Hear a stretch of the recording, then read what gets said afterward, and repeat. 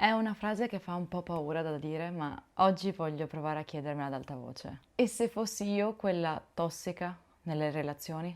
La mia psicologa mi ha detto senza troppi giri di parole, anzi molto categorica, che in passato ho fatto love bombing. Idealizzavo l'altro, lo coprivo di attenzioni, di amore, di aspettative, messaggi, dolcezze. Volevo che si sentisse speciale, indispensabile. Ma sotto sotto c'era la speranza che quell'amore mi tornasse indietro, che qualcuno finalmente mi scegliesse. Non lo facevo con cattiveria, anche se dall'altra parte sicuramente può essere sembrato così, ma per fame. Non so se ha senso.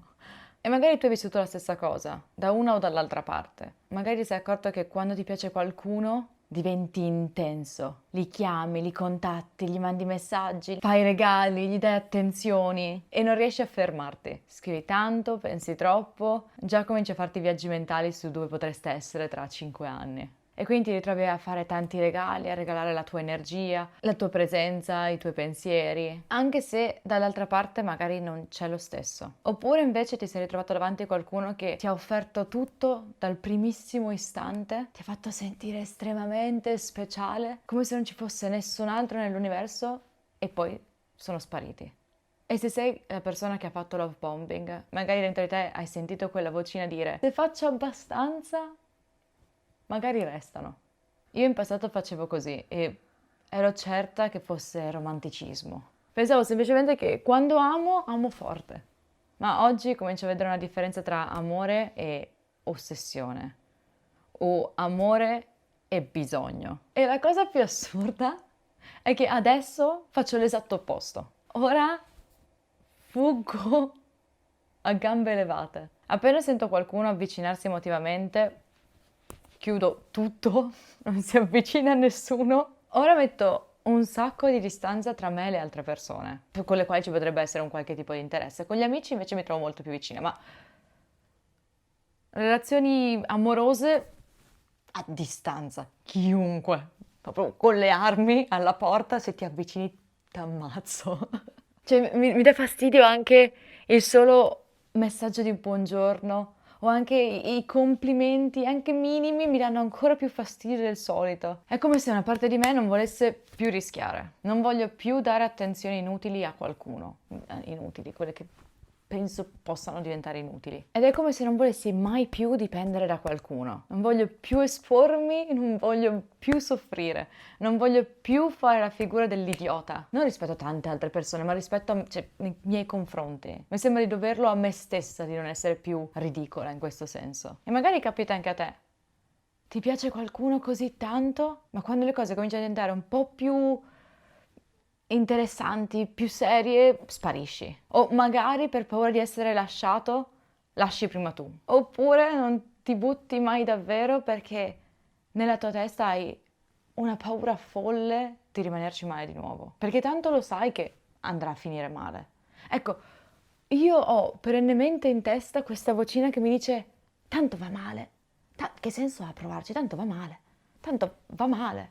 E vorrei convincermi che no, che non è vero, che non deve per forza sempre andare male, però sento come se per me andrà sempre male. E quindi nel frattempo rimani sola e ti convinci che l'amore non fa per te. Per mesi mi sono sentita rotta, e tuttora un po'. Pensavo, o amo troppo o non amo per niente. O mi annullo e non esisto più, o esisto soltanto io e mi chiudo a riccio. Non c'è un equilibrio, non riesco a trovare un equilibrio. E mi chiedo come si fa ad amare in modo sano. Una cosa che mi viene detta spesso è che io non so stare nel mezzo, o tutto o niente. Me lo dicono magari su Twitch, la mia community mi dice che o mi metto in testa che voglio essere per sempre a dieta e voglio andare a correre tutti i giorni, o non ho proprio fare niente. Oppure che penso che da domani inizio ogni giorno un video, o penso non voglio più fare contenuti. Non riesco a trovare un equilibrio. E hanno ragione a dirmi questo. Io o do l'anima o ti ignoro. O voglio vederti ogni singolo giorno, ogni singolo minuto voglio sentirti, o anche un singolo messaggio mi dà fastidio. E quando dentro di te ci sono queste due forze opposte, queste due realtà che cercano di combaciare, di esistere nello stesso momento, cominci a capire che forse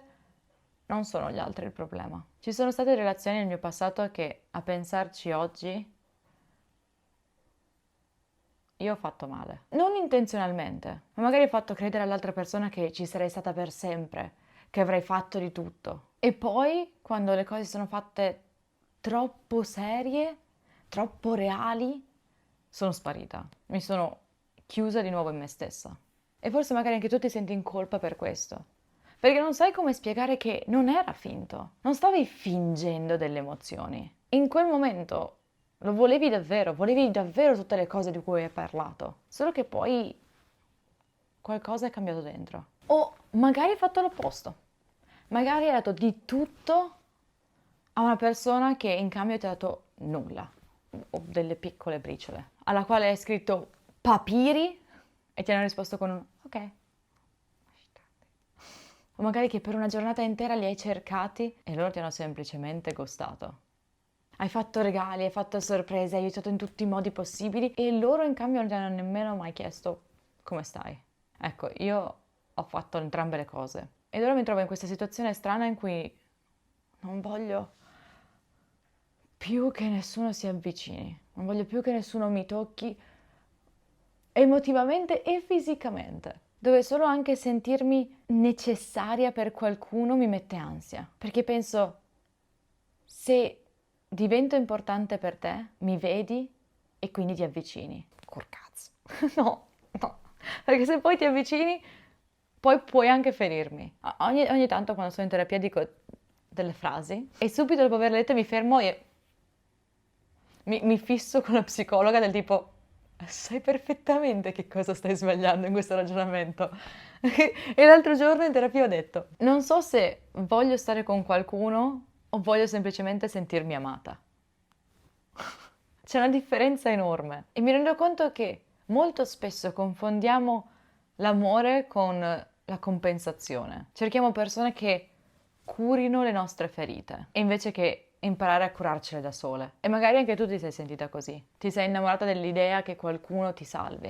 Il classico principe azzurro che arriva a risolvere la situazione. O magari hai amato quando ti sei sentita utile, necessaria, fondamentale per l'altro. E appena non lo eri più, ti sei sentita vuota, senza uno scopo. Sto imparando che l'amore sano non ha bisogno di eccessi. Quei picchi di adrenalina di quando sei super felice, ma anche la distruzione che provi quando tutto va a rotoli, per poi dopo ritornare tutto bene nei momenti felici. Quello non è necessariamente amore, che non deve essere una battaglia per essere scelta, che non devi brillare, non devi mettere su uno spettacolino per essere vista dall'altra persona. E sto imparando che quando scappo da qualcuno che mi vuole bene, non sto proteggendo me, anzi sto andando a sabotare qualcosa che mi potrebbe fare bene, forse. E devo imparare che in una relazione non devo essere perfetta. Non devo essere idolatrata, non devo essere necessaria. Voglio essere vista, voglio essere ascoltata, voglio essere sì presente per l'altra persona, ma per accompagnarli. Voglio essere amata anche quando non ho nulla da offrire. Perché continuo a pensare che devo dare qualcosa in cambio per questo amore, devo offrire qualcosa. Se sei arrivato fin qui, non ho risposte. Non so ancora bene come si fa ad amare senza annullarsi, senza perdersi, ma sto provando ad impararlo. E non so se anche tu ti ritrovi in questo ragionamento, perché magari molto spesso faccio dell'overthinking che va oltre i limiti dell'umano, come ho detto in questo video. Ciao.